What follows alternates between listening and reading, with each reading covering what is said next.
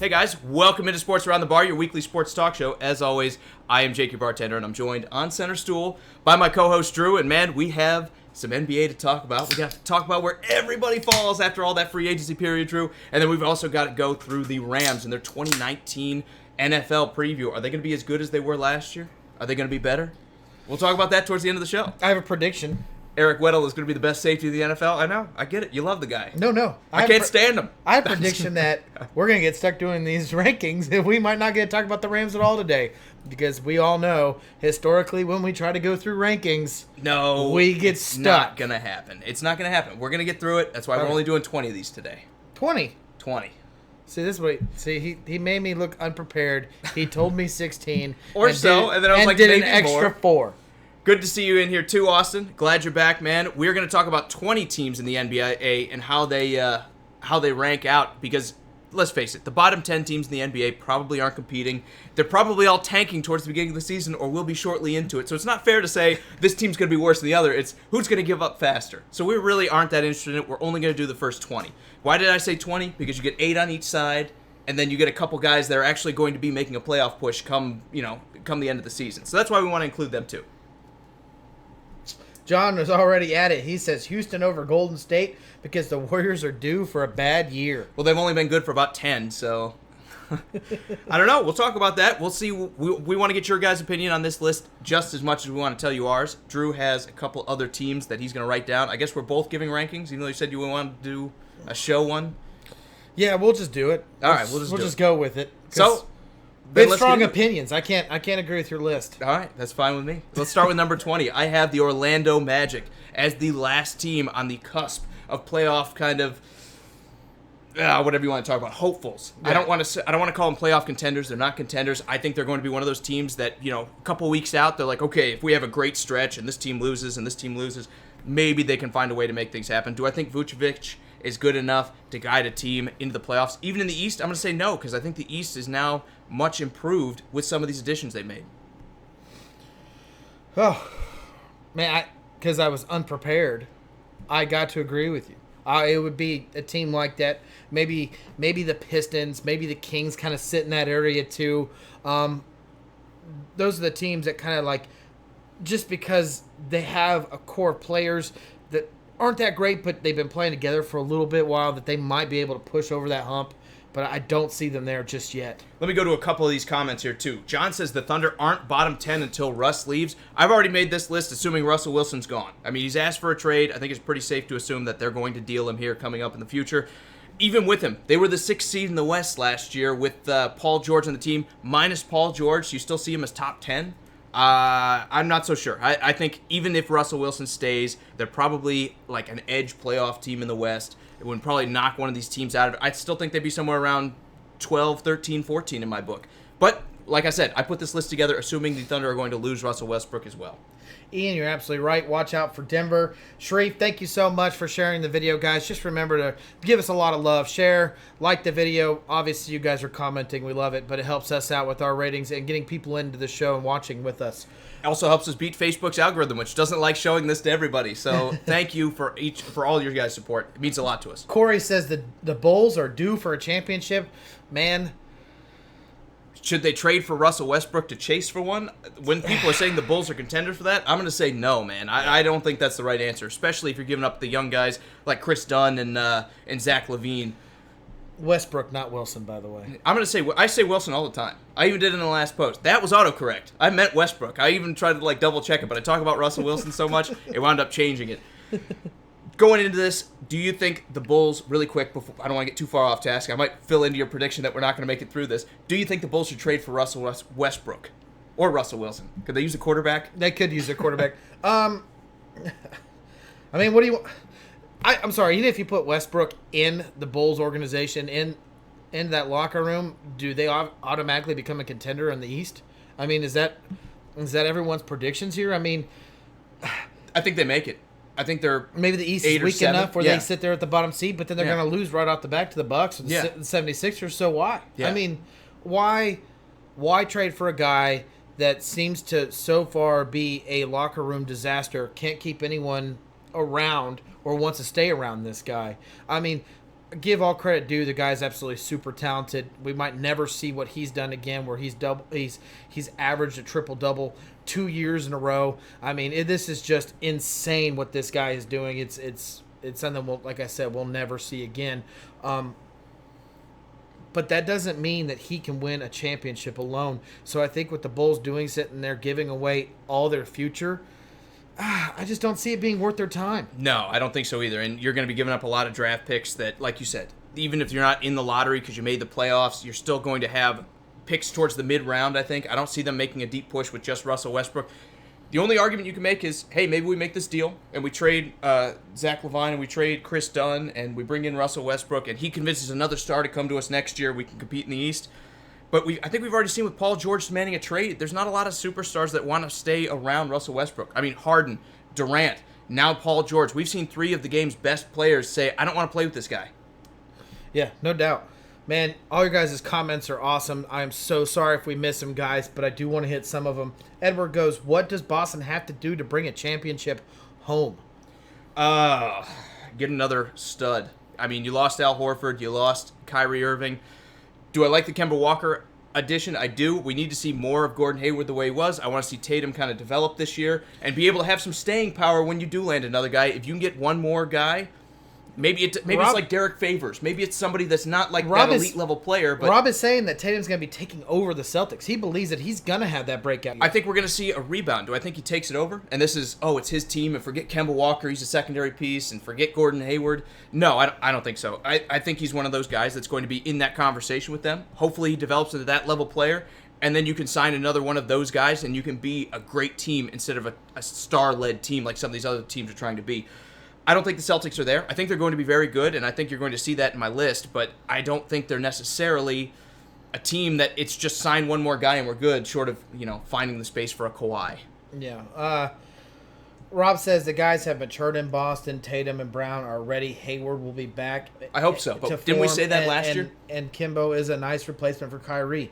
To be honest with you, I like Walker over Kyrie. I mean, I honestly do. I just, man, I get it. I get the hype around Boston, but when you're sitting there and you're putting in the top 5, top 8, and that's East and West, I think they fall short of some of those higher ranks in this list. I'm not trying to be a spoiler alert, but that's just how I feel about it when I'm sitting there looking at this roster. All right, well, we'll move on a little bit. At number 19, I have the Pelicans. Even though they've done great things and they have Zion Williamson, everyone's ready to put the crown on his head of NBA's next best player. We still haven't seen him play a minute in the NBA. I want to see what he looks like. I want to see what all these young guys from LA look like playing on that team. I want to see what Drew Holiday can do. Now that you're the star in the room, I mean, I want to see Drew Holiday take that next step forward. I think he's a great player. I think he's a great player. Yeah. But this is your team now. Zion's a rookie. This still needs to be your team if you're Drew Holiday and they're paying you all that money, right? Right. I actually believe in the hype of Zion Williamson, and I don't sit there and say that he's going to be the best ever, but I think he can push this team above a lot of these other teams, and I actually have the Pelicans at number 16. I think someone like Drew Holiday and an addition like J.J. Redick with a young core of players. I mean, let's not forget, Brandon Ingram, Okafor, they had some hype around them. Maybe they can bring in this starting 5 with Williamson and actually be dominant a little bit and find themselves in the playoffs next year. Sharif is saying Denver will be the team under the radar with all the attention towards the LA teams. I think he's right, and I think we saw that this year, right? Everyone wanted to talk about everyone but Denver and who snuck into the second seed seemingly unannounced. I mean, they took Portland to a Game 7. They didn't beat them, but they managed to hang tough with a team like Portland. Do I think that matters in the long run? Well, I'll save it for when I talk about the Nuggets because I think people are going to be upset with where I have the Nuggets. We'll talk about that later, though. We'll move forward. At 18, I have the Heat. This is pre-Russell Westbrook coming in. If Russell Westbrook goes there, obviously they're going to shoot up in these rankings. But right now, with just Jimmy Butler, losing a guy like Hassan Whiteside, I think is going to hurt more. You're losing out on a big defensive guy who can make an impact on a team. I like Jimmy Butler being there, but I don't see him as a guy that wins you a championship or makes you that much better because he's there. He's a great number 2. He's not good enough to be a number 1. I want to see more out of the Heat before I'm ready to move him up higher. Sharif is not okay with you ranking the Pelicans at number 19. He is in agreement saying that he thinks that they could easily be an 8th seed in the East. I got to see it. Look, we've been saying that about these. Go ahead. Ian is saying that Zion, as long as he can keep his shoes on, will be the rookie of the year. Well, he's right. Well, I don't know. What about R.J. Barrett? There's going to be a lot of points flowing through R.J. Barrett up there in the Knicks because no one else is shooting. But you sit there and look at the roster around him. You got to give it to Zion, right? He's got to be the favorite. I'll give you that. But am I going to say, bank it, take it? I'm not going to say take it to the bank that Zion's going to do it and go put your house on it out there in Vegas because I think it could be R.J. Barrett. I really do. I think people are sleeping on how many points him and even Ja Morant out there in Memphis, because those teams are so bad and the focus point is going to be around those guys and developing them, they're going to get a lot of chances. Zion's got a good team around him. Yeah. Or at least what should be a good team, a developmental team, guys who need to get the ball in their hands to make things happen. I think that could be enough to sabotage your stats if somebody else wins it. No doubt about it. But he's definitely the favorite. Plus, it's because he's the great story, right? Let's do it. All right. We'll move forward here a little bit. At number 17, I have the Pistons. I know what everyone's saying. Pistons over the Heat. The Pistons over the Heat? Yeah. Oh, I forgot to talk about the Heat. That was my bad. Oh, that's okay. You can talk about the Heat. Well, actually, I have the Heat at number 15. And I get Edwards out there. He's saying that the Heat is trash and can juice trash with Russell or not. Listen, I think this is Jimmy Butler's chance to shine. I think this is one of the first times that he's going to be in an organization that seems to really want him to be there, a place he wants to be. And if he can sit there and just keep a locker room around him, I think he has a chance to turn this Heat organization around. Do I think that they're going to be great? No. But I think because of Jimmy Butler, and if he wants it that bad, he can do it. Now, Sayose, I hope I said that right, says, with everything going on out there in L.A., who do we think is the better team? Well, it wouldn't be much of a show if we told you that now, would it? We'll talk about that when we get to the top of the list, because we both like these teams, right? Right. Everybody likes these teams. L.A. now has two of the top 5 teams, I should say. Like I said, you got to stick around and find out. Sharif says Ball and Zion will be the new Lob City. Dude, Ball has to win a starting role first.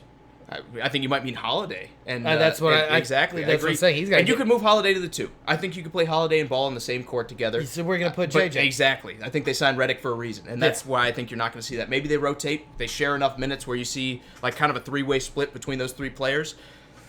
But yeah, I think Lonzo Ball right now is the odd man out, because if I'm the Pelicans, I'm like, we know we got a shooter in JJ Redick. We know Drew Holiday is almost that like all-star caliber guy. Right. Why are we taking them off the court to develop Lonzo Ball, who's famous for having a dad who talks too much?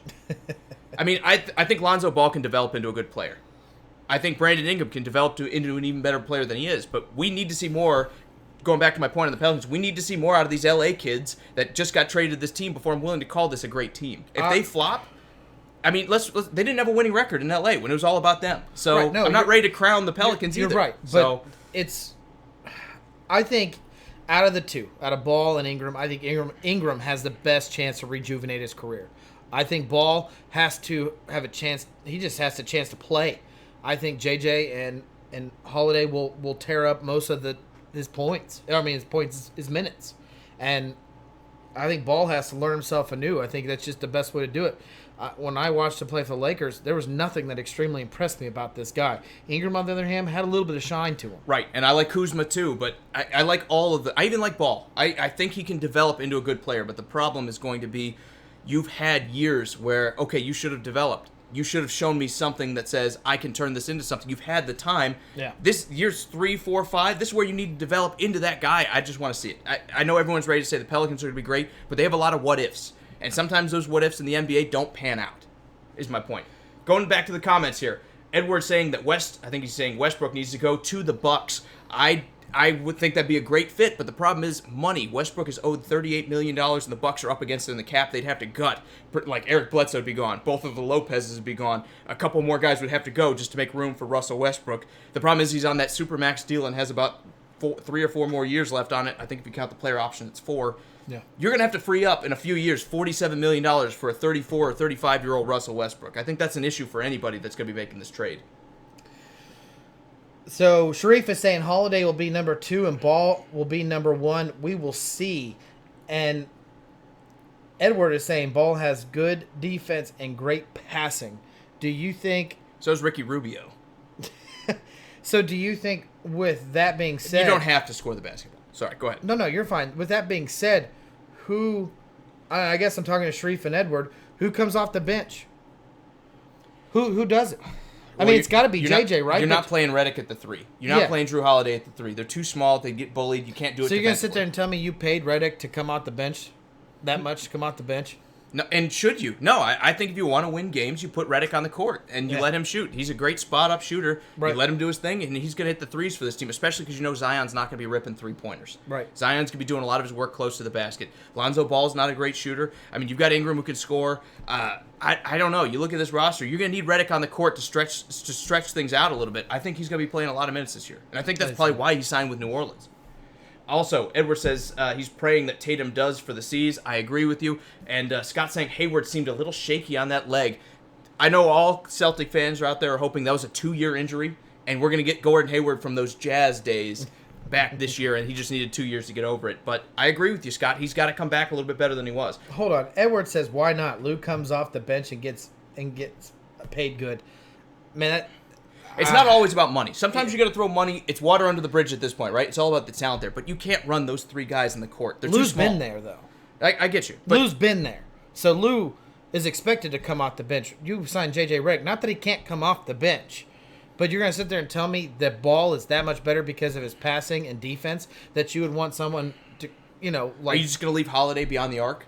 Is he the only guy who plays beyond the arc then? Because I think the team needs to play too close to the basket there. Ball's not shooting. Right. I mean, you don't not want, consistently. You don't want him to shoot consistently, and this team's going to need to put up points. And they're going to play good defense. At least they seem like they're going to play good defense. Right. But I think more than that, you need to stretch the lanes. If Zion's going to drive in all the time, and we think Zion's going to drive in all the time, you're right? Not gonna Is anyone win. telling me Zion's going to be working on the 3-point game and he's going to turn into right? And Steph they're not going Curry? to be winning games scoring 90 points. This is a scoring league. It's all about 3-pointers when you can get hot. And you sit there and you put out your best shooters when you possibly can. That's why you see someone like Chris Middleton getting huge money from the Bucks to stay around because they know they can't let someone like that go and stay irrelevant in the NBA. I think you might be right. This might just be an NBA Power Rankings episode.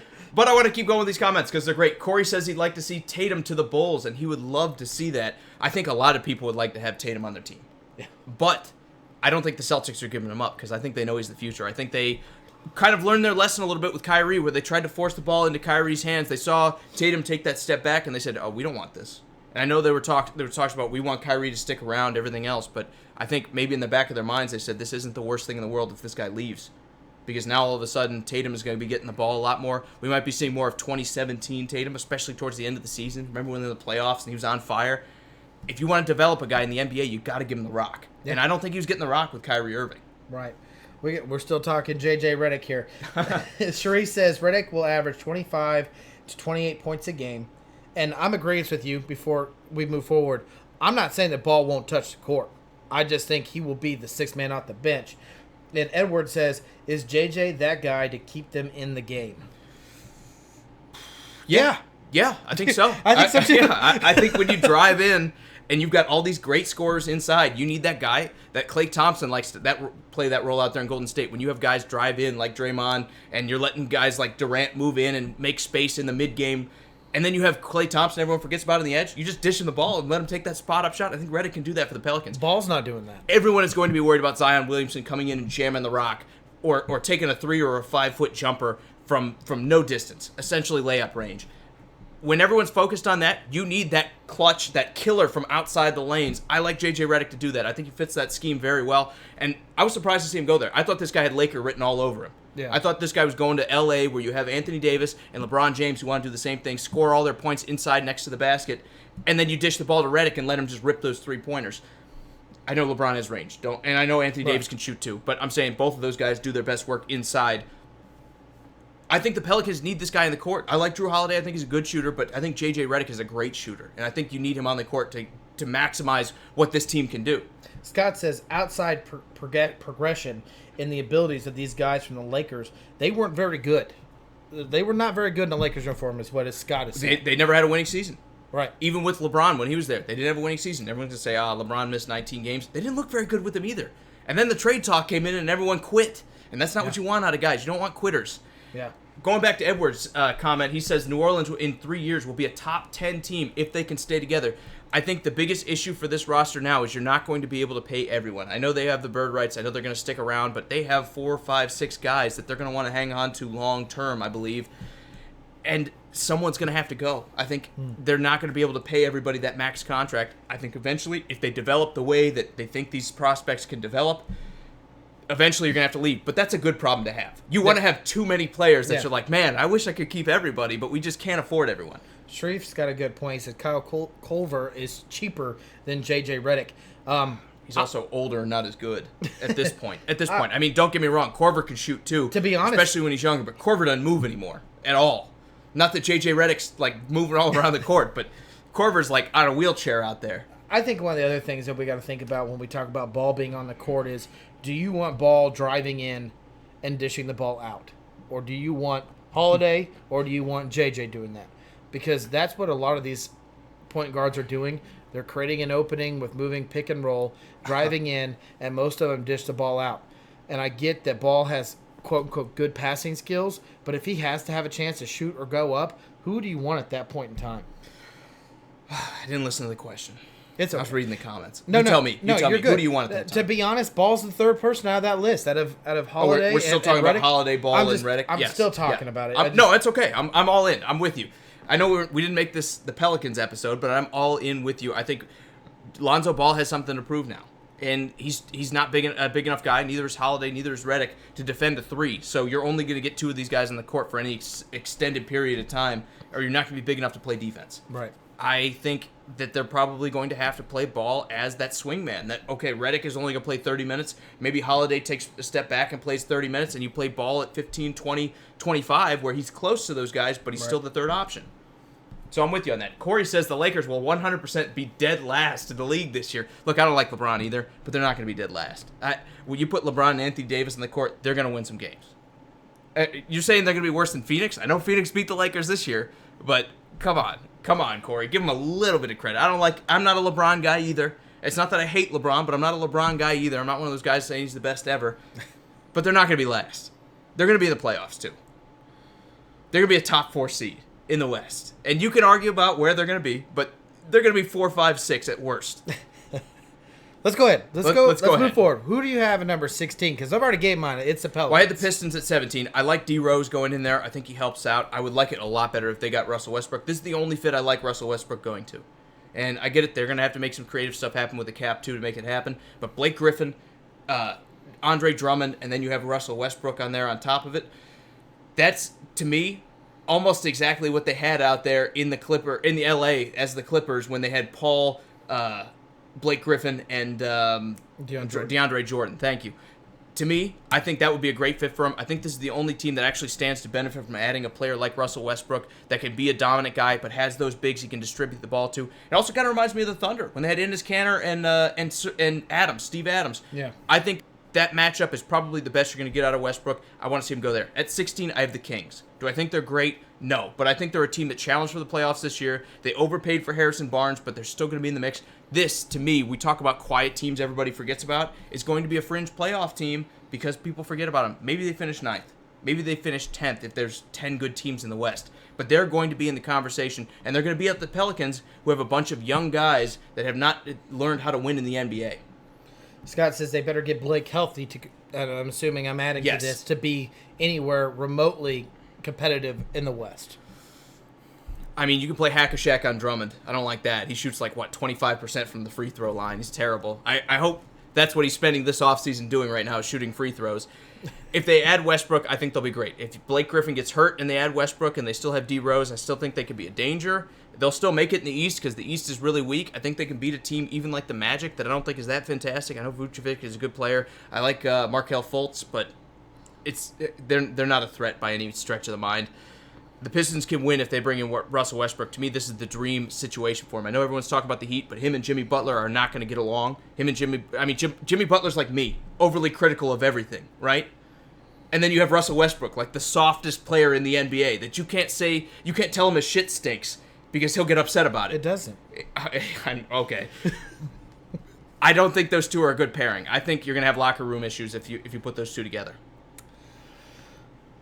I had to say one comment here. Jesse says LeBron.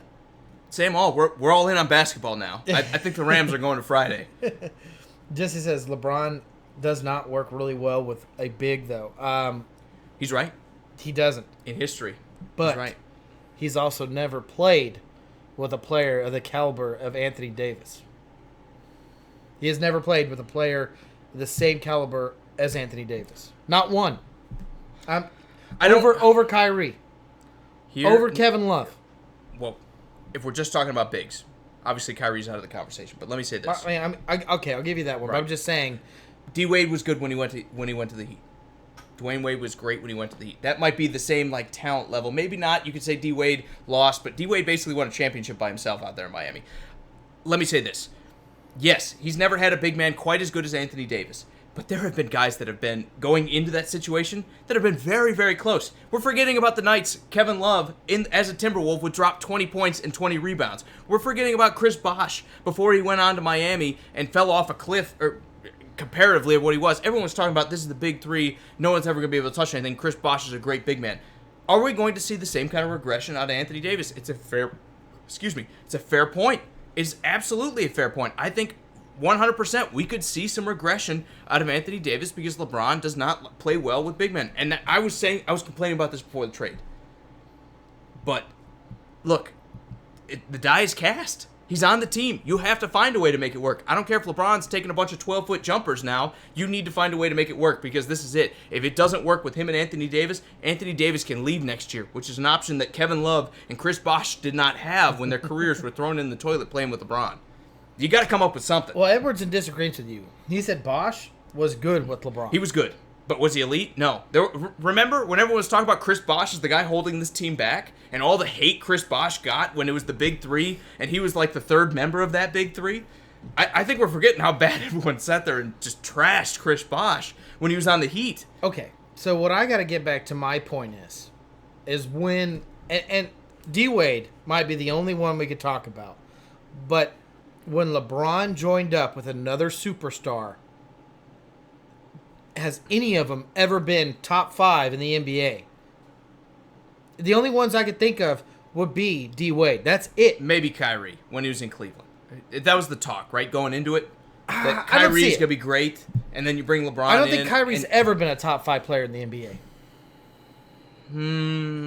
I can't say you're wrong. I can't say you're wrong. Anthony Davis is a top 5 player in the NBA. I agree. Does he play the role that I think fits well with LeBron James? No, and that's why everyone was like, this team needs shooters. Isn't that what I was complaining about? This team needs shooters? I hate to jump the point here, but Lakers have already gone out and said LeBron's going to be playing at point guard.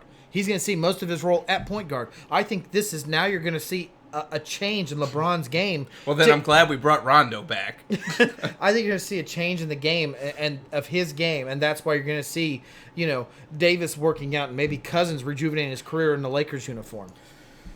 We'll see. Like I said, they could have used J.J. Redick on this team. I know they got Danny Green, and I know they paid him $15 million to go out there and play for the Lakers, and no one else was doing that. This team could have used a couple shooters. I think that would have been the best way to utilize it. You already traded for Anthony Davis. You could have signed him. You could have signed Danny Green and then played them at 2 and 3. You're still big enough with LeBron and Anthony Davis on the court that you can go match up with the biggest guys that you need to. I think you could have done that. Or if LeBron's going to play the point, all of a sudden LeBron's playing the one. You can go put any kind of trash level big out there that can just play a little bit of defense and get some rebounds. It could be JaVale McGee. Not trash, but nobody's like bragging we have JaVale McGee. And that's my point. You can put any big out there and put LeBron at the 1, put 2 of those shooters at the 2 and the 3, and you have the size and the defensive ability to match up with teams. That's what I would like to see. Instead, what do they got? I think Danny Green will help, but I think Danny Green kind of comes and goes. Edward says Danny Green is not that guy. Brian says Rondo playing small forward, laugh out loud. No, I'm not saying let Rondo play small forward. I'm saying go get a shooter. You could put J.J. Redick as technically the 3, and then when he's guarding somebody, you have him and you have Danny Green, who plays much better defense than him, guarding the best in the backcourt for the other team. Regardless of LeBron playing point guard, you're not going to have your other point guard guarding LeBron. No. That's not going to happen. No, you're not. And I'm talking from a distribution standpoint, where LeBron takes it down the court. But he already does it. No, and that's what I'm saying. You could do that, and then you put 2 more shooters on the court, and then you have Anthony Davis and another big man, and all of a sudden you have 3 really big, pretty good defenders. I don't want to call LeBron James an elite defender anymore. I mean, did you see some of those clips from last year? I hope that was an effort thing. I hope he comes back a little bit. I think so. But you have Danny Green, who's a good defender, and then J.J. Redick would definitely be the weakest part of your defense, but still, we're not talking about the worst. I mean, if that's the worst part of your defense is J.J. Redick, you have one guy on the court that maybe can't match up with a Harden, so you move Danny Green over to Harden and just let him kill you and drop 40 points instead of 55, I'd be okay with that. Yeah. I would. I think that would be a really good team, and you'd score a lot of points. I think you could match up with a lot of teams like that, but they're not. I think Kawhi really messed up the Lakers. I really do. I think he got him. So that's just my thoughts. I guess we gotta keep moving forward, or we're never. What are we talking about? All right, at number 15, I have the Miami Heat. I've already kind of went to my little rant about them. I think Jimmy Butler has a chance to be the head honcho of a team. He's not. I know he had his chance with the Bulls, but they obviously could not work it out. Going to the 76ers, he was not the lead guy. Now he's having a chance to be the lead guy. You have someone different at number 15. Sharif saying, yeah, I do have someone different. I have the Pacers. But I want to go to the comments. Sharif saying Lonzo Ball will have 5 to 7 triple-doubles next season. I don't see it. I don't think so. I have the Pacers at 15. I think Indiana, to me, with a healthy Oladipo, is one of those teams that has a lot of good players on them. They're probably going to sneak into the playoffs in the East. They'll be a 7 seed, a 6 seed. Maybe they steal a couple games. And then we'll be talking about, man, it just came up short there in Indiana, right? I like Victor Oladipo. I think he would be a fantastic third piece on a team. I think he'd be a decent second option, too, if you have if you have a Kawhi and then you have Victor Oladipo on a team. I think that would be a good setup, too. He's a great guy.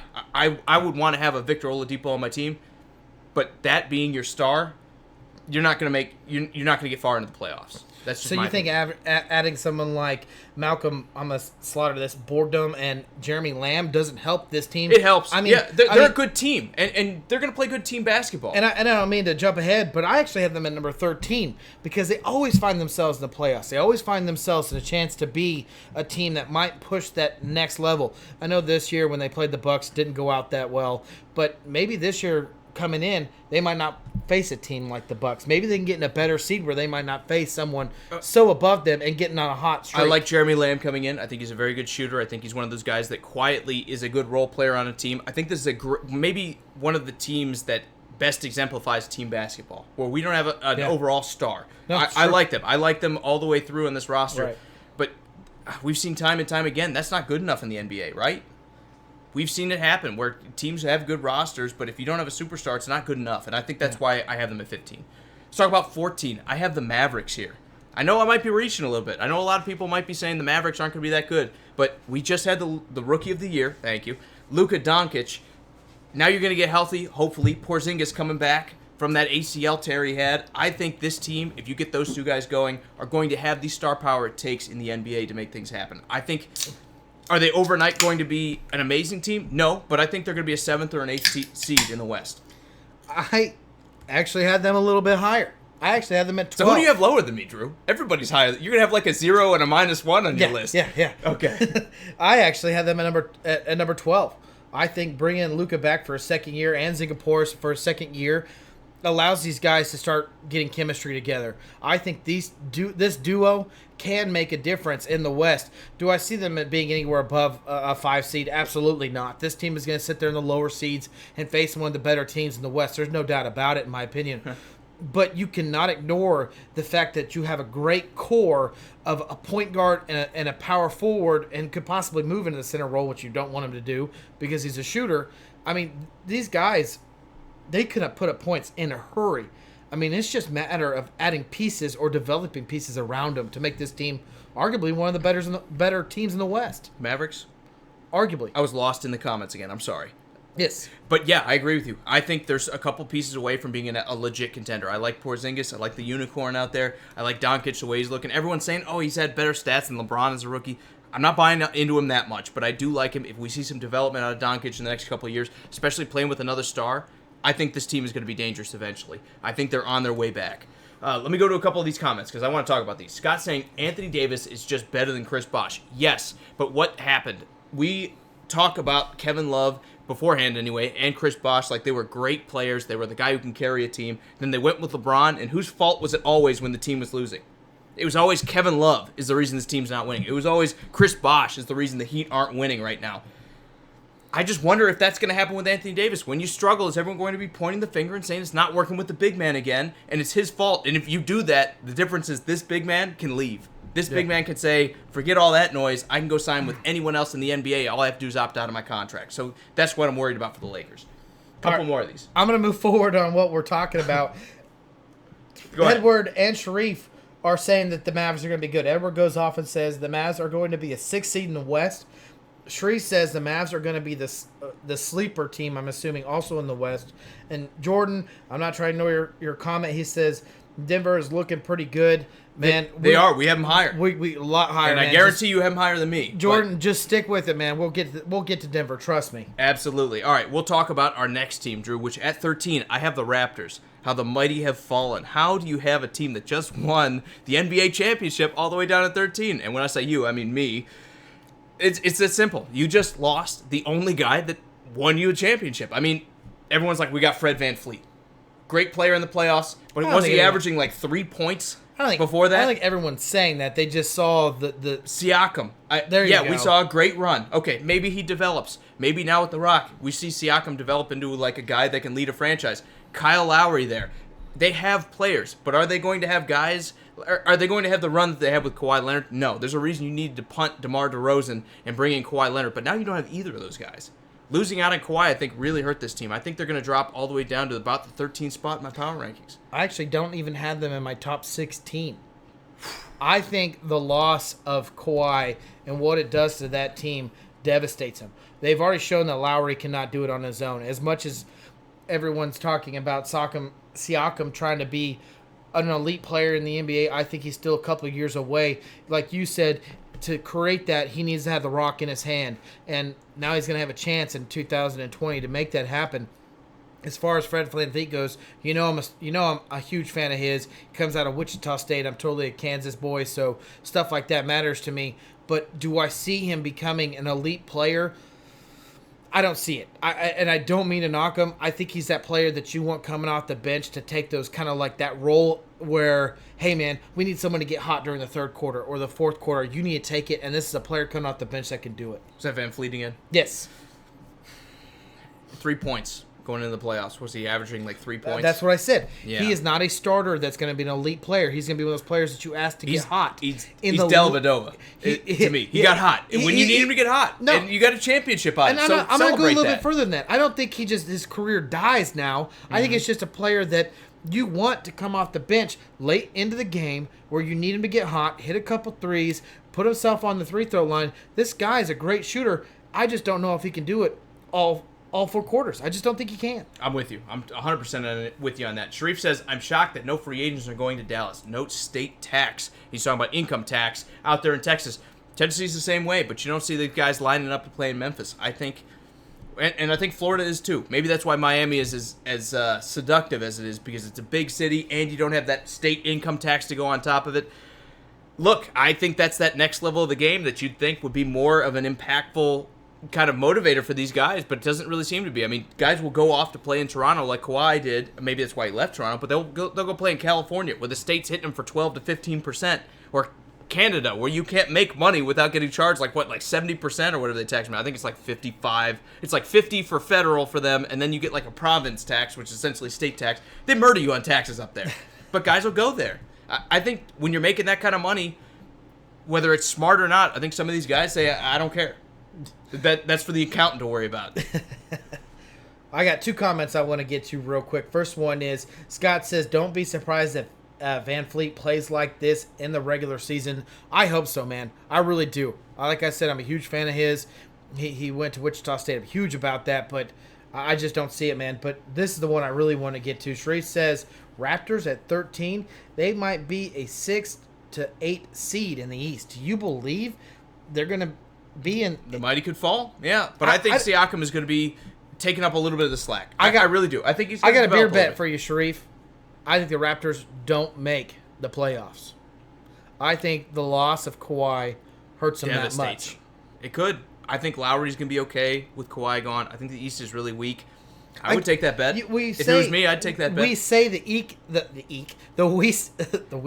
I'm done. The East is weak. The one with the E next to it. Yeah, the one with the E next to it. You sit there and say that, but, I mean, when you sit there and look down this list, they might be weak, but these teams are tough to beat. I mean, you have lost your best player. I don't know, man. I just don't know. So we are talking about the Rams tonight, too, right? Yeah, of course. Okay. Edward says, trade back for DeRozan. I don't think there are any trade backs in that, unfortunately. I don't think they can punt Kawhi back out there to San Antonio and let them lose him. Everyone's taking that action. Scott and Sharif. All right, guys, I got you. I think they make it. I think the East is relatively terrible. I think a lot of these teams you're going to notice are in the West coming up here. There's only going to be a couple of them from the East here. I think I would take them to make the playoffs as well. But you never know. There's no doubt about it. It might be that kick in the sack that they lost Kawhi Leonard and they're like, man, now what? Because let's face it, they up until a couple days ago, they thought they were going to land him. Yeah. I think they did. I think they did. I didn't. I knew this was Clippers all the way, which props to me, who was telling you the whole time this is going to be Clippers. That would be this guy. I think when you look at it, you could be right, but I would take the bet that they're going to make it in the East. I would. I didn't bet you. I bet Scott. Yeah, I know. Sharif, all right? Exactly. Because they won't hold me accountable. You will. Exactly. I can find you. I can hunt you down and get that beer you owe me. All right. Also, Scott says Lowry is not very good. He needs a superstar. I don't think he's a superstar. I think he's a very good player. That next tier, that if you have him and a couple guys like him on your team, you can succeed. You're going to hope Siakam becomes that guy. You're going to hope Van Fleet develops into that guy, and maybe they do sneak into the playoffs and actually get like a 5 or 6 seed. Yeah. I don't think it happens. Not with all that. That's a lot of things that need to go right, but it could. Right. All right, we'll move forward here. Let's move forward. Let's talk about what number are we on? 12. I have the Nets here. Brooklyn. Everyone's going to have the Nets way higher, but they're forgetting this is their power rankings in the moment, and Kevin Durant's not going to play all next year. So you have the Nets that, yeah, they made the playoffs. They looked okay for a moment in the playoffs too, right? In the first round, they looked okay. Yeah. With D'Angelo Russell leading the charge. Right. And now you got Kyrie, which we both think they're better. Kyrie's better than D'Angelo Russell, right? Right now, yeah. Yeah. But how much better? Well, they also had... And how much better is the team with Kyrie Irving on it? They also had DeAndre Jordan. And I like DeAndre Jordan. And I think... I liked him better when he was in L.A., but I like DeAndre Jordan. I think that... that duo can find themselves in a pretty decent thing. Because they kept everyone else the same, pretty much. This team, what? No, I'm reading the comments here. I don't want to jump. I don't want to jump the gun. I'll get to this in a second. Go ahead. I actually had this team at number 10, and I do have it written down that you will not see Kevin Durant until 2021, and I get that that's when we're talking about this team being maybe 3 or 2, but I think Kyrie and Jordan can make a lot of noise on this team where they have a chance to make a run if they can get the chemistry rolling. Let's not forget, D'Angelo Russell, like you said, brought this team into the playoffs. They added 2 superstars. I'm still trying to figure out how. I know. They brought in 2 superstars, not superstars, let me rephrase my word. They brought in 2 stars that, in a sense, double what D'Angelo Russell did last year. Yeah, and you're not going to get any of that in 2019, which is why I have them at 12. You need to remember, power rankings are in the moment. I think the Nets with just Kyrie Irving, they're maybe a little bit better than they were with D'Angelo Russell. But when you tried to build a team in Boston, or you tried to center a team around Kyrie Irving out there in Boston, and you made Gordon Hayward take a back seat, you made Tatum take a back seat, you made Al Horford take a back seat to this guy, things fell apart. I could very well foresee this happening out there in Brooklyn until KD comes back, because I think Kyrie Irving is better when he's got that other guy that's going to take all that attention away from him. Going to these comments here. This is the one I was talking about. Ian says the 76ers are 13. Ian, they were one miracle shot from Kawhi Leonard out there away from beating the 2018 NBA champions. At 13? Does Jimmy Butler leaving hurt them that bad? They had the 4th best scorer, the 2nd best rebounder. They add someone like Al. I'm always slaughtering his last name. Horford. Whatever it is. Ford. You know Ford, both of those words. Yeah, both of them actually. All right. I think Jimmy Butler again is not where he wanted to be. I don't think you got a full Jimmy Butler there, but the loss of him doesn't make a big difference to me. It makes a difference to me. They're playing a little bit bigger in a year where everyone's getting smaller and everyone's trying to play the 3 game. I think they're leaning in the big men. I think that's important. I think it's going to be interesting, and they're going to be a very tough team to defend when you got Joel Embiid and Al Horford on the court at the same time. I think that's going to be huge. And then all of a sudden, you've got Ben Simmons in there too. They're going to have a great inside game. Shooters, I'm a little bit worried about. They got Tobias Harris still. That's interesting. I can't wait to see what happens with that. But I think the 76ers are going to be a great team. I can't put them at 13. Let's talk about 11. Let's do it. The Spurs for me. And I even thought this might have been a little generous. But the Spurs made a 7th seed in the West. Very commendable last year. They have DeMar DeRozan. They have LaMarcus Aldridge. They've got guys. They've got the coach. I just think they're they've got B-level stars instead of A-level stars, in my opinion. And I think that's why they're probably where they're at in the list. I actually am at 14, and the first thing I wrote down was 2 superstars? ? I just don't know. LaMarcus Aldridge fell off after he left Portland. It seemed like he could not be who he was there. So, that being said, does him and DeRozan make a team like the Spurs better? Yeah, they were 48-34 last year. Yeah, they made the playoffs, but they lost to the Nuggets. But they took them to 7. They did take them to 7. That's the 2 seed. They took the 2 but seed you to gotta 7 games. remember, the Spurs have always These had... are the Nuggets you're going to have at number 1, remember? So Nuggets are not they took them number to 7 games. This is a team that's always had the Nuggets name when it comes to playoffs. They always have. They've always beat them. All right. Well, how many of those guys were alive when any of that happened? Because their coach is arguably one of the best coaches in the NBA. I agree. There's a reason why he's still there. He has one of the longest tenures in the NBA. He's the Bill Belichick of the basketball world, right? This guy's a stud, but I just can't have him that high. I actually have the Celtics. At number 11. I think the addition of Walker is actually a better addition than what Kyrie was. I like the Cantor addition as well. I know that Al Horford left, but I didn't really see him earn that contract in a Celtics uniform. Well, I got the Celtics 1 spot higher. I think you're very close to where I'm at with the Celtics. I think the Celtics might even be better than we saw last year. But I think we had a little bit of high expectations. I think the Celtics have some growing to do with a lot of new faces around there. I don't think they're going to be quite as good. I have the Celtics at 10. Now let me go to a couple comments here. Scott says Kyrie didn't help Boston. He was mad most of the time, it seems like. I agree, but I think part of that was because all the onus was on him. Everyone was focused on him, saying, this is your team now. You're the guy who said, oh, I can't deal with LeBron. He's stealing all my spotlight. So they send you to another team. The spotlight is yours, and the team's not winning. And he didn't like what happened there. What's going to happen in Brooklyn if they're not winning and Kyrie Irving is the guy taking all the heat? I think it could be a similar scenario. I don't think... Look, there are a lot of NBA players, I believe, that are soft in today's world. And when you're out there and you're now in Brooklyn and you've got a lot of this New York media, they're going to absolutely be all over you when things aren't going right.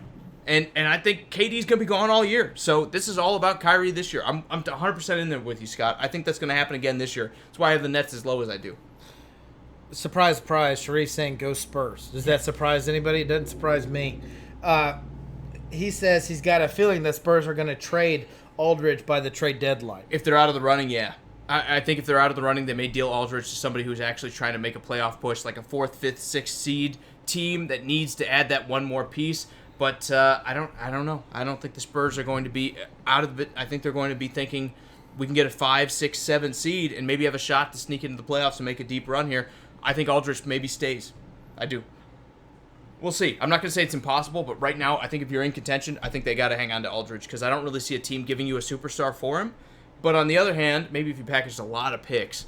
Yeah. But on the other hand, I don't see them being in a position to deal away a guy like Aldridge. All right, let's go into number maybe 10. like Golden State. Maybe like Golden State Scott. That was tough for me to say. maybe like I'm already I'm lost. Let's move in to number 10. I know we've already kind of talked about him. You had the Celtics. I do. I had the Nets. Do we see either one of these teams taking a drop from number 10? I know you got the Celtics. I got the Nets. I have a 1 spot down. You have the Nets 2 spots down. Are one of these teams not going to make the playoffs? They better not.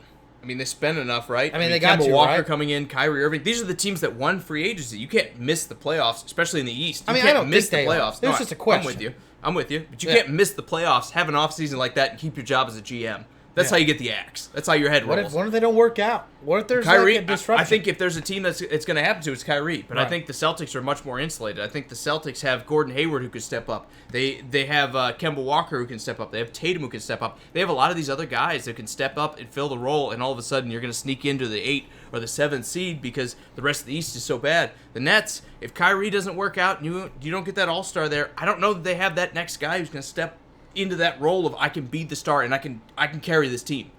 I think Boston has a lot more I can carry this team guys than the Nets have. So if I had to pick one, I'd say that. That's why I have Boston ahead of them. I think Boston is much farther ahead of the Nets are for 2019. Ask me again in 2020, the Nets are much higher on this list. With a healthy KD, they're much higher on this list. But right now, assuming KD's not there, you just rolled the dice on Kyrie Irving, who, let's face it, didn't get the job done last year. Sharif answered that question, and so did Scott. Sharif says the Celtics will be in. Scott says Boston has lost a lot, realistically. They did, but they've done what they can to replace it. You say they lost Kyrie Irving.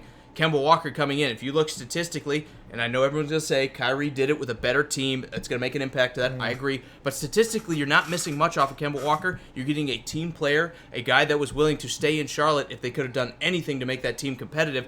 You're getting the ultimate team guy. I like it for the attitude rather than the skill, and you don't see that very often. I think bringing this guy into Boston makes this team 100% better because all of a sudden it doesn't need to be about me. If Hayward is open, if Tatum is open, he will dish the ball as opposed to Kyrie, who's going to dribble around for 20 seconds and then try to put up a contested shot. I think Kyrie Irving leaving this team is actually a good thing, especially when you replace him with Kemba Walker. I think this is the perfect situation for Boston to get better. Do I like Al Horford leaving? No. Could they have done a little bit more to bring him in? Yeah. But, again, they weren't willing to give him a 4-year contract. That's the right move, too. You don't give a 33-year-old a 4-year contract. The 76ers did, and that's why 2 years from now the 76ers might not be good. Steven says Nuggets and Clippers are the two best in the West. The Spurs are going to be in the playoffs simply because their coach is the GOAT, but they are not a contender for the title. Amen to that. Well, except for the Nuggets and Clippers part being the best in the West. I'm going to make some people mad with my Nuggets predictions. But I'm with you. I think the Clippers are up there. I think the Spurs are going to be there because they have great coaching. I think they have talent. We're forgetting DeMar DeRozan. He had to sacrifice himself. May he rest in peace.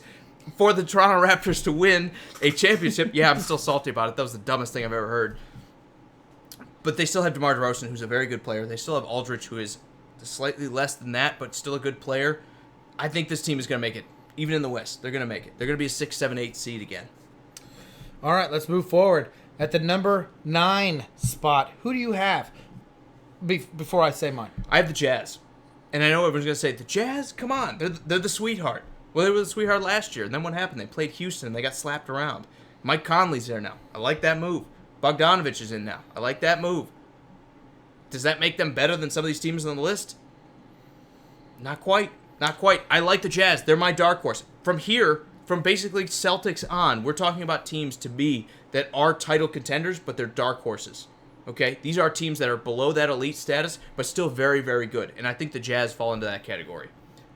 I actually have the Blazers at number 9, and that is not a knock on them. I think you're blazing it. I don't think that they're a terrible team. I fully believe in Damian Lillard. I think he's one of the best players in the NBA. He deserves all the credit that comes with him. But I look at McCollum, I look at Whiteside, and they have to increase their play to make this team, in my opinion, to move anything further than what they are. And I get they beat the Nuggets. I get that they pushed on the Warriors, but this team fell short because of the lack of play around Lillard, and that's just the best way for me to put it. I don't see him being a player good enough to push his team past some of these elite teams. Well, I like Whiteside coming in for Portland. That's why I have him a couple spots ahead. And I like Whiteside too, but I think like he has Whiteside a lot coming in. He needs to increase his play. Here's why I have the Blazers a little bit higher than everyone wants to say. Because they were already a great team. They beat the Nuggets in 7 games, the 2 seed. They beat a team on the road that everyone has higher than them. Everyone's going to be talking about this as the team to watch out for. They beat them in 7 games last year. And then what happened? They got better this offseason. They brought in Hassan Whiteside to play center. He's going to put up great defense at that 5 spot. He's also going to be able to score and rebound. I love that move for the Trailblazers, especially when you already have McCollum and Lillard who can shoot. You're bringing in a big man that can compete. That's why I like the Trailblazers a lot more. I'm with Austin. Everyone is sleeping on this team. Do I think they're great? No. But do I think they're that next level of it? Like, they're probably on the cusp for me of being just outside that elite level team. I love the moves they made. I think when you look at it, that's why I have the Nuggets behind them at number 8 here. Everyone's going to say, oh, the Nuggets were the sweetheart last year. They were the 2 seed. They have Jokic. They have Murray. They have these guys that are up and coming and yada, yada, yada. What didn't they do? They didn't get any better this offseason. They didn't do what a lot of these other teams did, which was get better in the offseason. Portland did, bringing in Hassan Whiteside. You can't tell me the Nuggets did. They brought Millsap back. I like that. They still have Jokic. They still have Murray. Love that too. They're going to be a formidable team. But the Nuggets for me are the 8th seed here because when everyone else is improving, you're staying the same. And it wasn't good enough last year. I'm gonna leave the Nuggets alone. I'll wait until I reach them. I don't want to give away where I have them, but we're gonna move on to number 8, and I actually had the Jazz, and the reason why I had them above the Trailblazers is because this could arguably be the best starting 5 as a core in the NBA. This team is. What was I saying about the Pacers being the best team basketball? This is the best team This basketball. is the best team Right. basketball. And adding someone like Connolly just makes this team so much better. Yeah. This team. And they improved. They did. They And did. I might have I almost am regretting putting the Nuggets ahead of them. I am, because I like the Nuggets, but the Jazz are great defenders. The Yeah. only difference to me between Jazz and Nuggets is the Nuggets, made it into the second round. They won their Game 7. The Jazz played Houston and got slapped around. Yeah, no, they did. And even the Nuggets An went to issue Game what they 7. had was they weren't scoring. Guess what they did? They fixed that with Mike Conley. I agree. I like Mike Conley going to the Jazz a ton. And like I said, these are all teams that we're talking about right now that are just outside of that elite status. Right. To me, elite doesn't start until number 6. And that's why when I have the Trailblazers at 7, Drew, I think that they are a team that is just outside of elite. I love Hassan Whiteside coming in. I think that was a great move by them. You already have McCollum and Lillard, the two guys who are going to play in the backcourt and score a lot of points, and they're going to be able to shoot. And then now you have the big defensive rebounder. I love this move. I really do. I think that's why I have them as the number 1, just not quite there yet team, or just not quite the championship contender team on my list. I really do. I think it's because as good as they did bringing in Hassan Whiteside, Damian Lillard has always been the guy that will get you to the playoffs. Maybe he makes some great shots. We saw that this year. We saw him hit that shot against Paul George in that OKC game where he just shut them down. We saw him do well against the Nuggets, even in Game 7. We saw him do enough to power through there. Then what happened? The Trailblazers played an elite team like Golden State, and they got run up on 4 times in a row and swept. And they were up by like 19 points at halftime, and Golden State said, all right, let's play now. It's time to play now. Exactly. Right? I am actually going to surprise a lot of people. Maybe I won't. But at number 7, I actually had the Houston Rockets. I think the discord between Chris Paul and James Harden is going to be an issue. The question is, can they get it well long enough to win enough to put themselves above this? I think all this is literally going to come and kind of bite them in the ass. I think is the best way to put it. I get there's been a little confrontation on I'm the only one that's swearing on this show. Okay, I've seen that, the not getting along in the Discord while the game's getting played. That makes sense. There's a lot of players that just sits there and hits each other, and it doesn't work. Me and you do this when we're on the show and we disagree, and then when it's all said and done, it's over. But now this has bled into their personal lives. It's bled into outside the court. And I think this is a downfall for the Houston Rockets. And the fact that they tried to move Chris Paul and couldn't find a place for him to go even makes it that much worse. And I think it's off-season talk. I think this is a lot of the media needing something to talk about. So, Chris Paul does this. Chris Paul won't answer phone calls and texts from James Harden. Do I think there's an issue? Yeah, I'm with you on that. I do. But do I think this team with James Harden on it, the number 1, you could argue, scorer in the NBA, pure scorer, do I think they're still a contender? Yeah, I think 7's a little too low for them. I have them a couple spots higher, but I'll talk about them in a minute. At number 6 for me, I have Golden State. Again, this is all about the mighty falling a little bit in our standings here. No Klay Thompson. You brought in D'Angelo Russell. I do like that, but I don't think D'Angelo Russell on a team full of superstars is going to be the same guy we got out of Brooklyn. I think this guy needed to be the only player on a team to put up the numbers he did, to be the all-star he was. I think that Golden State, even with Russell, if they keep him, I know they're talking about trading him. Don't kill me in the comments. I know that's the talk. It's like a sign and trade. Yeah. We haven't seen it yet. Assuming he plays in 2019 for the Golden State Warriors, he makes them better. But when it's Curry and Draymond out there for an entire season almost, with Klay Thompson is hurt and Kevin Durant is gone with no backup, Livingston's not going to be there. They're going to buy him out of his contract. Iguodala is gone. They don't have the depth that made this team so great in years past. You only have 2 of your superstars for this year, too. They are going to take a step back. They're going to be the 3rd or 4th team in the West, I believe, because there's all these other teams that are absolutely great and have done a good job of making themselves better, and Golden State is starting to rot in the vine a little bit. Sharif, it's okay that you can't back me up on that one. Root for your Rockets. When I sit there and say this about the Rockets, I fully believe James Harden can score points. The question is, James Harden's not the one bringing the ball down the court every time. It's your point guard, which is Chris Paul. That's where I have an issue. Maybe Chris Paul favors another player on the court over James Harden. Doubt it, but it could happen. Well, you agree with me. You have Golden State to 6, though. I was just about to say that this is the first time we agree somewhere in the ranking is Golden State. The loss of Kevin Durant, and I believe also Cousins, who was their answer in the middle, is a big loss for them because that is now gone. So that being said, you bring in D'Angelo Russell, and I know they're going to sign and trade him, whatever. It still hadn't happened. He's going to have to play shooting guard. This is Stephen Curry's team at point guard, so you bring in a player like D'Angelo. Steph Curry to the shooting guard. No one shoots like Curry. No. Well, maybe Klay Thompson. This is Stephen Curry's team. Yeah. He plays the point guard. He plays where he wants to play. Exactly. Yeah. So you put Russell over in shooting guard. Is that the right spot for a player like Russell? And I'm with you. I don't like Curry and Russell on the court together. I don't think they're good enough defenders in the backcourt. Especially Curry's not the best defender. He's a great scorer. He does a lot on the offensive side, but he's benefited from having Klay playing the 2 spot from him because you can put Klay on the best guy in the opposing backcourt and let him try to shut him down. Right. You can't do that with D'Angelo Russell. Even though D'Angelo Russell's not the worst defender in the world, he's not a good one either in my book. I think he's one of those guys that doesn't quite stack up the same way Klay Thompson does. Everyone wants to say he's an all-star. He's elite now. It was 1 year on a team that wasn't very good. We've seen this happen time and time again. When you're the only guy and you're halfway decent, you can score a lot of points, you can get a lot of rebounds, you can get a lot of assists, and you can look like a star. I think that happened a little bit in Brooklyn after some of those injuries rolled in. That's why they took a first-round exit. Yep. Jeremy says, why doesn't the Bulls try to land a big-time player? They were on the phone, Jeremy. I guarantee you. Right now they said Kawhi. Look at all this space we have for you. Yes, they tried, but then Kawhi looked at the rest of the roster and said, I'm in my 20s. I want to win more NBA championships, and do I have the best chance of doing that with you and the Bulls, or do I have a better chance going to the Clippers? Do I have a better chance going somewhere else? I believe that the Bulls have a couple pieces right now.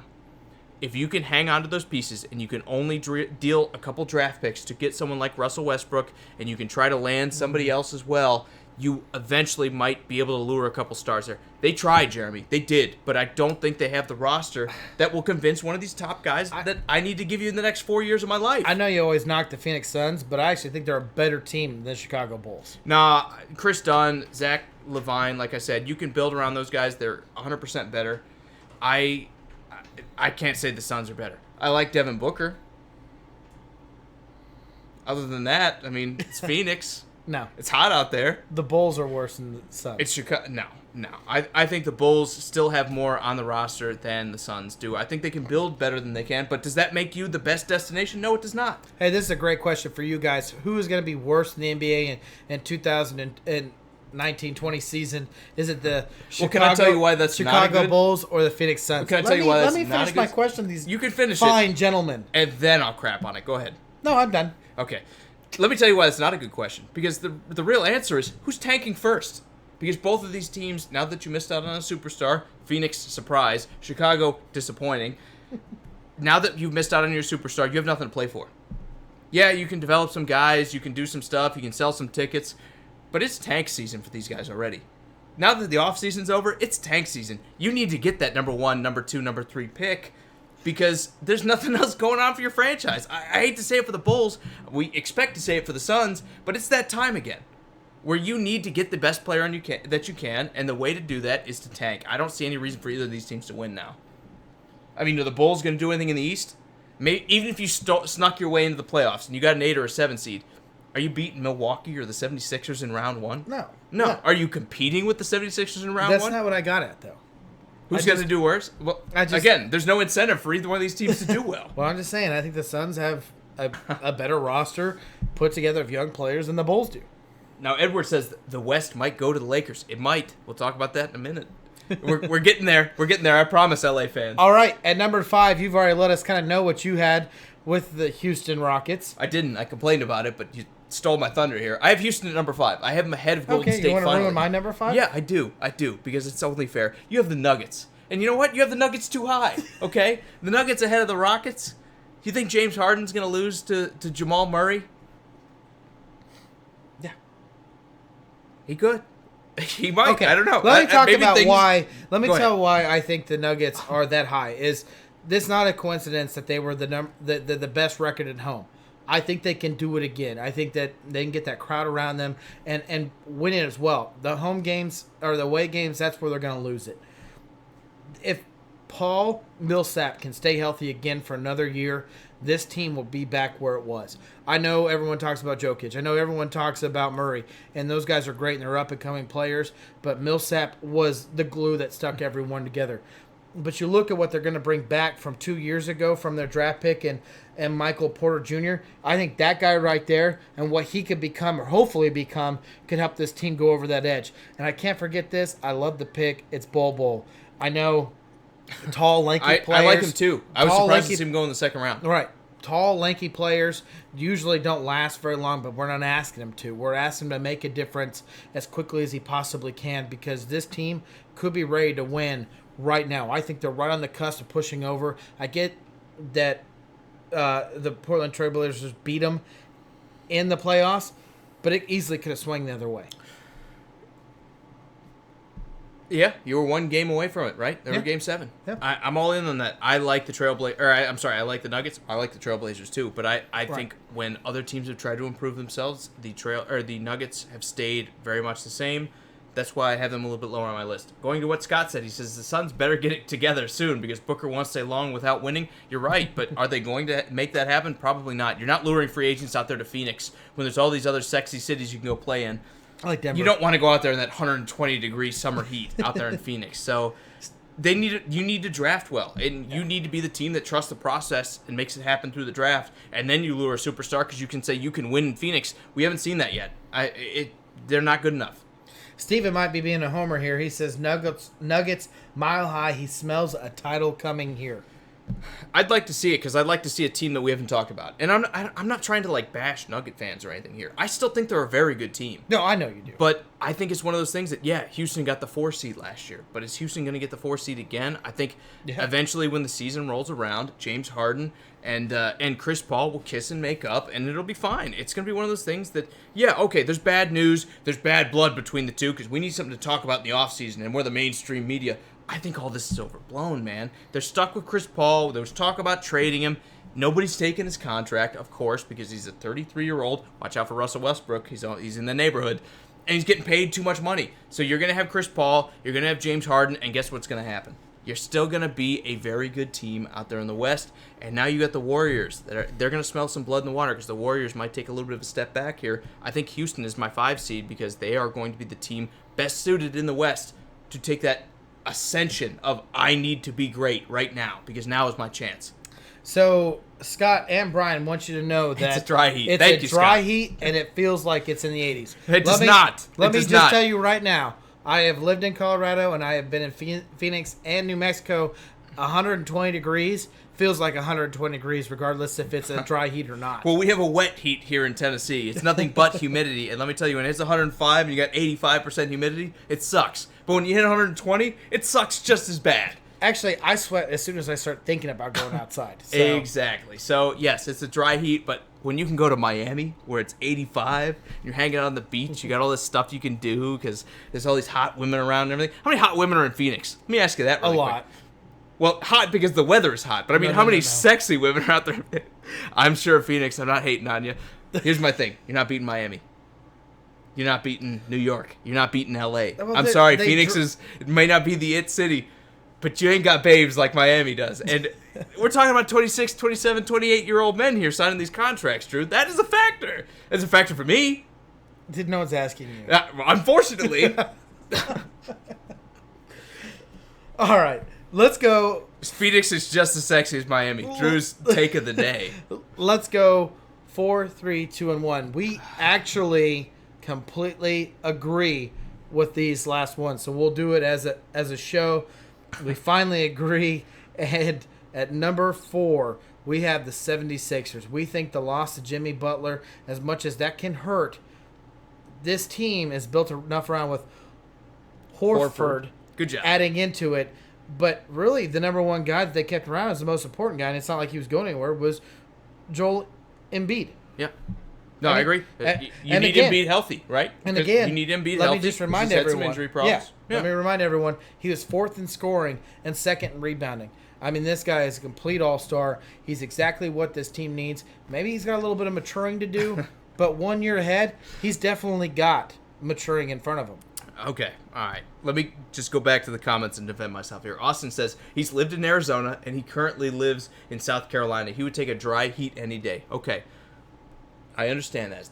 But let me say this. When you could go live in California where it's 85 and sunny every day, or Miami where you're out there on the ocean and it's 85 and sunny every day, maybe you get a little bit of rain because it's Florida, but it's cool because it's always nice out. And like I said, it's an it city. There's all kinds of stuff going on there. You tell me you're going to go sign in Phoenix instead, where it's 125 and you're like, don't worry, it's a dry heat. It's a great place to retire. This. Yeah, I guess. It's great if you have tuberculosis too and you need the dry air for your lungs and stuff. Like, I guess you're going to be there, aren't you? Why do I have TB? You might. I like Tampa Bay. It's a coincidence. I don't think not. Let me say this, though. When you're talking about this, you can't lure a guy in there saying, don't worry, man, it's a dry heat. That's why 120 feels like 95. It's not the selling point. Dude, they play inside. Bro. It's not the. They play inside. But everything else you do is outside, and it's miserable. When you have all these other cities, it's going to be almost impossible to win the free agency game unless you put the team around them that you can say you're the missing piece, and we're going to win an NBA championship. They haven't done that yet. It's tough to do in the NBA. I'm not pointing fingers, but Phoenix is not going to be a destination city because there are so many other things going against Phoenix. You're not going to go lure a guy that says, I'm going to build a team in Phoenix. We're going to start this out here in the desert, and it's all starting around me. No, there's 25 other teams you could do that with. Scott says the market for old cars is off the chains out here. No humidity. I believe it, man. No rust on them. Believe it. No rust on them. Do you have any more things to say about the 76ers before we move on to number 3? Yeah, they're going to be good. They're going to be great. I like Al Horford coming in. They're building that big roster in a time where everyone's going small. How are you stopping Embiid and Horford together? And then you got Ben Simmons playing inside. It's going to be interesting. That's what I have to say. They should have kept Fultz. Beyond that, it's going to be interesting. At number 3, we have the Bucks. And I've already kind of said my little thing about it. I think the signing or the re-signing of Chris Middleton was absolutely huge. It was a must signing. It was someone they had to keep around. They got to keep a shooter like that around. But the last thing I got to say is the Greek Freak. I mean, this guy has another year underneath him. He has a lot of maturity built. The guy's mature. I mean, he's sitting there sending money and gifts to his family over in Greece. This guy is mature beyond his years, but now he's mature on the court, and that's what's most important. He almost tasted that being in the finals. Right. And I think that helped him move forward. And you got to lose one before you win one. Now, Jesse says Joel Embiid doesn't work well with Ben Simmons.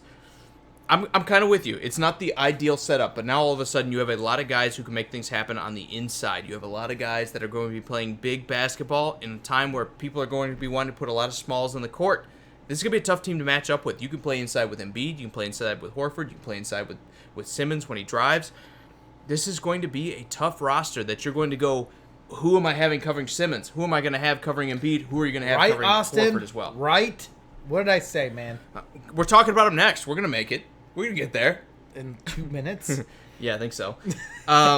So let me just round this out here. For the 76ers, they're going to be good. The Bucks are also going to be good. You got to lose one before you win one. I'm not crazy about the GM in me hates that you just gave Chris Middleton all this money, even though I think he's a great player. He deserves all that money. But, man, what a deal last year. Last year was the year. They weren't ready for it. Maturity-wise, they weren't ready for it. I think that's why they came up short against Toronto.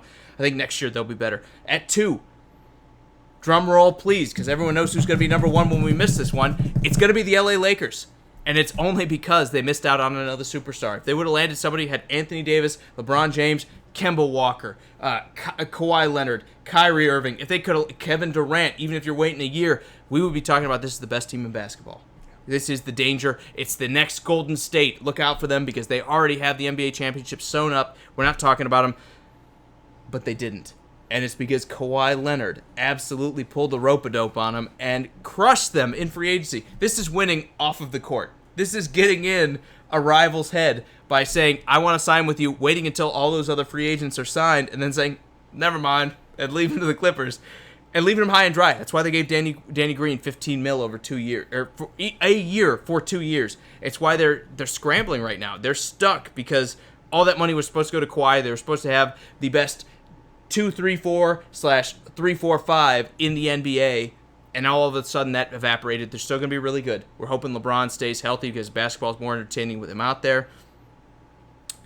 Beyond that, Drew, except for injuries, I like DeMarcus Cousins coming in, but they are the team with the highest ceiling with the lowest floor. LeBron could get hurt. Anthony Davis could get hurt. DeMarcus Cousins get hurt, and the season goes off the rails. But right now, all three of those guys stay healthy. They're great. Yeah, you stole all my thunder. Jesse says Sorry. Chris Middleton is a B player at best. He looks good because he's playing in the East. Okay, He's a good shooter. Let me tell you, right? Jesse, just exactly what I meant when I said this is this NBA is turning into a shooting league. If you cannot put up points, you are irrelevant in the league. And that's where you see someone like J.J. Redick getting a contract with the Pelicans because, they might be able to put up 90 points, but they need that guy just to put him over the cusp to hit 103, 108. This is what they need. And that's when you look at the Bucks and they're watching all these players go everywhere, and they had their one player that had just a little bit of shine to him, like Chris Middleton. You had to sign him. You had to keep him there. He was going to the Nuggets if you did not sign him. And even more than that, you're looking at it like we went to the Eastern Conference Finals. We stole a game or two against Toronto, and now Kawhi Leonard's gone. The East is ours, right? That's the way you got to be looking at it. Yeah, you have the 76ers, but it's a two-horse race in the East for at least elite teams right now. It's you and the 76ers, and what do the 76ers not have with Jimmy Butler leaving?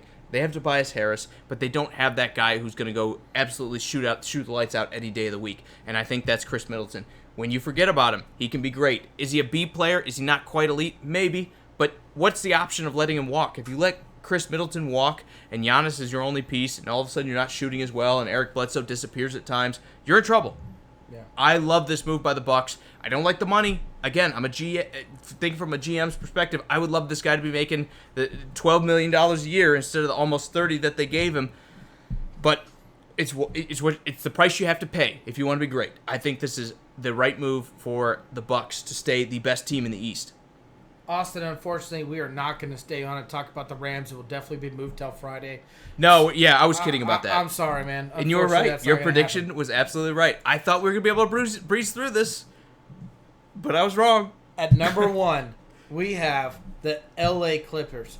When you add someone like Kawhi Leonard, and then you get that other piece like Paul George, and then you do have Lou Williams coming off the bench, I mean, this team arguably, not even arguably, has to be the number 1 in the power rankings, right? It does. It's got to be. They stole 2 games against Golden State without a superstar. They played great defense. They brought in Kawhi Leonard, a great defender as well, great mid-range guy, a guy who can score, says Toronto. They brought in a complete player who might be top 3, top 2, top 1 in the NBA.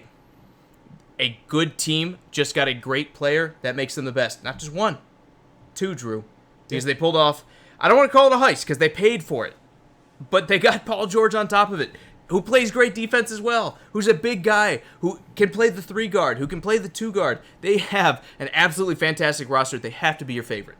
They have to be your favorite the way the rest of this roster plays defense. The Lakers have a 1 and 2 guy with Anthony Davis and LeBron, and then beyond that, we're like, okay, maybe Kuzma's good, maybe DeMarcus Cousins is back to where he was. They've got a lot of what-ifs.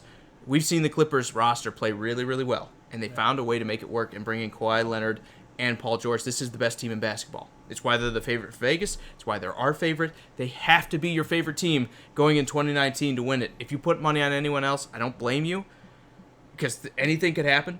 They could have an injury, but barring any of that, you have to worry about the Clippers and what they're going to do in 2019.